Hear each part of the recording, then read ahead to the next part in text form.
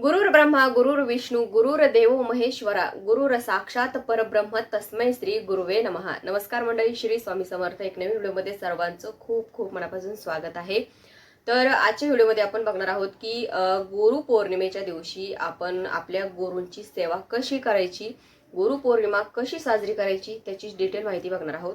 तर सर्वप्रथम त्या दिवशी आपल्याला सत्यनारायण करायचं असतो। पौर्णिमेच्या दिवशी आपण प्रत्येक पौर्णिमेला सत्यनारायण करत असतो। तर सत्यनारायण कधी करायचं आहे आणि पौर्णिमा कधी लागणार आहे, तर 29 जुलैला गुरु पौर्णिमा आहे। पण पौर्णिमा ही आदल्या दिवशी लागणार आहे, म्हणजे सायंकाळच्या वेळेस 6:11 सॉरी 19 मिनिटाला ती लागणार आहे। आणि 29 तारखेला ती रात्री 8:06 संपणार आहे। मला 29 तारखेलाच पूजा करायची आहे सत्यनारायणाची, म्हणजे रात्री 8 वाजता पौर्णिमा संपणार आहे तोपर्यंत तुमची पूजा होऊन जाते। म्हणून तुम्हाला उपवास पण 29 तारखेलाच धरायचा आणि सत्यनारायणाची पूजा 29 तारखेलाच करायची। ज्या महिला सत्यनारायणाची पूजा करत नाही, कृपया त्यांनी आता ह्या पौर्णिमेपासून तुम्ही सुरुवात करू शकता। महिन्यातून एकदाच ही पूजा करायची असते, पण ही सत्यनारायणाची पूजा जर तुम्ही केली तर तुम्हाला म्हणजे चिरकाल लक्ष्मी तुमच्या घरामध्ये नांदत असते। कधी कोणतीच गोष्टी तुम्हाला कमी पडत नाही, म्हणजे पैशाची किंवा कर्ज वगैरे अशा गोष्टी तुमच्यावर होत नाही, कारण ही भगवान विष्णूंची सगळ्यात प्रभावी सेवा आहे। आणि जिथे भगवान विष्णूंची सेवा होते तिथे माता लक्ष्मी आपोआप येत असते। त्याच्यामुळे आपल्याला ही सेवा पौर्णिमेला करायची आहे। तर आता हे झालं सत्यनारायणाच्या पूजेचं। तर आपण त्या दिवशी आपल्या गुरूंची सेवा कशी करायची। आता गुरु म्हणजे आपले साक्षात स्वामी समर्थ महाराज। आपण थोडासा जर विचार केला तर स्वामी आपल्या आयुष्यात यायच्या अगोदरचं आपलं आयुष्य कसं होतं आणि स्वामी आल्यावर आपलं आयुष्य कसं बदलून गेलं हे थोडासा जर विचार केला ना, तर आपण म्हणजे हद्दभल होऊन जातो। कारण खरंच अगोदर आपण किती खरतड प्रवासातून जात होतो, म्हणजे आयुष्यामध्ये किती संकट किती दुःख होते आपल्यामध्ये, आपल्याला मार्ग दाखवणाराच कोणी नव्हता। आणि जेव्हापासून आपल्या आयुष्यात स्वामी आले तेव्हापासून आपलं किती आयुष्य सरळ सुखमय चालले। आपण थोडासा विचार जर केला ना, नक्कीच आपल्याला ते जाणवतं की खरंच स्वामीची आपल्यासोबत साथ आहे म्हणून। तर आपल्याला आपल्या स्वामींची कशी सेवा करायची आहे, गुरु पौर्णिमे निमित्त तुम्हाला काय सेवा करायची ते तर सांगितलं, पण त्या दिवशी तुम्हाला काय सेवा करायची किंवा स्वामींची पूजा कशी करायची।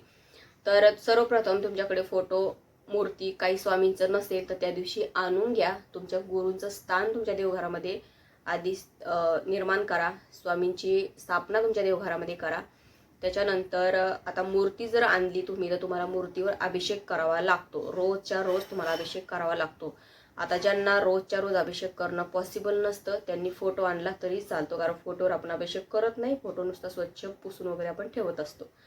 आणि मूर्तीवर अभिषेक करायचा असेल तर तुम्हाला पंचोपचार आता मी सांगेल तशी पूजा करायची आहे, किंवा स्थापना तुम्हाला करायची असेल तर तुम्ही ही अशी पूजा करू शकता। आणि तुम्हाला जर नुसती मूर्तीची पूजा करायची आहे, ऑलरेडी तुमच्याकडे मूर्ती आहे पण तुम्हाला नुसती पूजा करायची, तर ते एकदम त्याची पण साधीच पूजा आहे, तर मग तुम्हाला पंचोपचार पूजा करायची गरज नाहीये। तर काय करायचं आहे, आपण स्वामींची मूर्ती घ्यायची। आता मूर्ती म्हणजे पोकळ वगैरे मूर्ती नसते, भरीव मूर्ती असावी। माऊली सांगतात की सोन्याची पण मूर्ती नसू नये, तुम्ही चांदीची मूर्ती वापरू शकता किंवा पंचधातूची मूर्ती किंवा आपली साधी पितळेची मूर्ती आणली तरी चालते। त्याच्यानंतर स्वामींची आता मूर्ती आपण घेतलेली आहे, तर तुम्हाला पंचामृताने तुम्ही अभिषेक करू शकता, तुम्ही चंदनाच्या पाण्याने अभिषेक करू शकता, तुम्ही साध्या पाण्याने अभिषेक करू शकता। पण आपण अभिषेक जेव्हा करतो तेव्हा आपल्याला ते तीर्थ पण घ्यायचं असतं, पण खूप जास्त तुम्ही त्याच्यामध्ये इन्ग्रेडियंट टाकले तर तुम्हाला ते तीर्थ जास्त पिता येणार नाही, कारण आपण केमिकल युक्त कोणत्याही गोष्टी वापरतो त्यामुळे। तर काय करायचं आहे, तुम्हाला ज्या गोष्टीने तुम्हाला अभिषेक करायचा आहे त्या गोष्टी तुम्ही अगोदर स्वामींच्या मूर्तीवर टाकायच्या, म्हणजे एक माळा श्री स्वामी समर्थ महाराजांचा जप करायचा आणि ते अभिषेकाचं पाणी काय जे असेल पंचामृत चंदनाचं पाणी किंवा कशाचं तुम्ही असो ते टाकत राहायचं, अगदी त्यांना अभिषेक करायचा। त्यानंतर स्वच्छ मूर्ती धुवून पुसून घ्यायची आणि एका छान एखाद्या डिशमध्ये ठेवायची स्वच्छ, खाली थोडेसे आसन तांदूळ वगैरे टाकायचे, त्याच्यावर मूर्ती ठेवायची। त्याच्यानंतर मग तुम्ही गळती पात्र लावून द्यायचं किंवा चमच्याने पाणी टाकलं तरी चालतं। स्वच्छ पाणी घ्यायचं, त्याच्यामध्ये थोडंसं गुलाबजल टाकायचं आणि मग तुम्ही आता ह्या पूर्ण मी जे काही सेवा सांगते त्या पूर्ण सेवा तुम्हाला घ्यायच्या आहेत। स्वामींचे त्या दिवशी हे पूर्ण पंचोपचार अभिषेक तुमच्याकडून झालाच पाहिजे. रोज नाही होत, पण हा त्या दिवशी झालाच पाहिजे. तर काय करायचं आहे, सर्वप्रथम स्वामी स्तवन म्हणायचं आहे. स्वामी स्तवन म्हणते वेळेस तुम्हाला अभिषेक करायची गरज नाहीये. स्वामी स्तवन झालं की नंतर एक माळ श्री स्वामी समर्थ महाराजांची घ्यायची. आता महाराजांची जप करतो म्हणजे अभिषेक त्याच्यावर झालाच पाहिजे, तेव्हा अभिषेक तुम्हाला करायचा आहे. आपल्या समोर धूप दीप चालू पाहिजे, त्याच्याशिवाय आपली पूजा अधुरी असते. त्याच्यानंतर मग तुम्हाला घ्यायचं आहे पुरुष सूक्त. अभिषेक करतो म्हणजे पुरुष सूक्त आलंच त्याच्यामध्ये. तर तुम्हाला स्वामींचा अभिषेक करतेस तुम्हाला 16 वेळेस तुम्हाला पुरुष सूक्त म्हणायचं आहे. बघा, गुरूंची सेवा करत आहोत आपण. सेवा करते वेळेस कान कसर अजिबात करायची नाहीये, कारण आपल्याकडे जे आहे ना ते सर्व स्वामींचंच आहे, आपलं काहीच नाही. आपण रिकामी हाताने आलेलो आहोत आणि रिकामी हातानेच आपण जाणार आहोत. जे काही आपल्याला दिलेलं आहे ते सगळं स्वामींचंच आहे. त्याच्यामुळे आपण जो श्वास पण घेतो ना तो पण स्वामींचाच आहे. त्याच्यामुळे आपलं असं काहीच मानायचं नाही. आपण जे काही त्यांना देतो ना, म्हणजे आपलं देतोय ह्या भावनेने त्यांना कधीच काहीच द्यायचं नाहीये. आपली फक्त स्वामींना काय लागतं, आपला वेळ लागतो, आपली श्रद्धा लागते, आपली सेवा त्यांना लागत असते. त्याच्यामुळे जितक्या श्रद्धेने तुम्ही सेवा कराल, जितक्या म्हणजे अंतकरणाने तुम्ही सेवा कराल आणि जितकं त्यांना वेळ द्याल ना तितकंच त्यांना आवडतं असतं. त्याच्यामुळे सेवा करते वेळेस मी आता 16 वेळेसच म्हणू का, एक वेळेस म्हटलं तर चालेल का, असं अजिबात करायचं नाहीये. त्याच्यामुळे 16 वेळेस तुम्हाला पुरुष सूक्त म्हणायचं आहे. आता पुरुष सूक्त म्हणते वेळेस फलश्रुती प्रत्येक वेळेस म्हणायची गरज नाही. जेव्हा 16वं आवर्तन तुम्ही घेता त्यावेळेस तुम्ही फक्त फलश्रुती म्हणायची आहे. त्याच्यानंतर तुम्हाला एक वेळेस श्री सूक्त म्हणायचं आहे. श्री सूक्त म्हणायचं त्यावेळेस पण श्री सूक्त म्हणते वेळेस फलश्रुतीच्या वेळेस अभिषेक करायची गरज नाही, फक्त हात जोडून बसायचं. आता गळती पात्र लावलेलं असेल तर ते मग चालूच राहू द्यायचं. चमच्यान टाकीत असेल पाणी तर तुम्ही हात जोडायचे, गळती पात्र काढायचं नाही, तसंच राहू द्यायचं फलश्रुतीच्या वेळेस पण.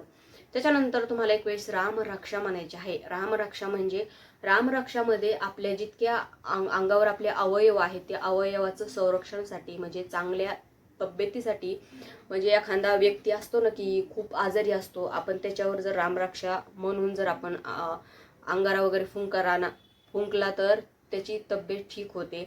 तर तशाच प्रकारे आहे, कारण आपल्या स्वामींना पण खूप असा लोड आहे. कारण किती म्हणजे दिवसाचे किती घराणे त्यांच्याकडे जात असतील आणि किती काय त्यांच्याकडे प्रश्न जात असतील. त्याच्यामुळे त्यांच्या तब्येतीसाठी आपल्याला ती रामरक्षा घ्यायची आहे. तर रामरक्षा पण पूर्ण म्हणायची गरज नाही, तुम्ही 9व्या ओवीपर्यंतच रामरक्षा म्हणायची, अभिषेक सुरूच ठेवायचा. त्याच्यानंतर तुम्हाला म्हणायचं आहे कालभैरव अष्टक.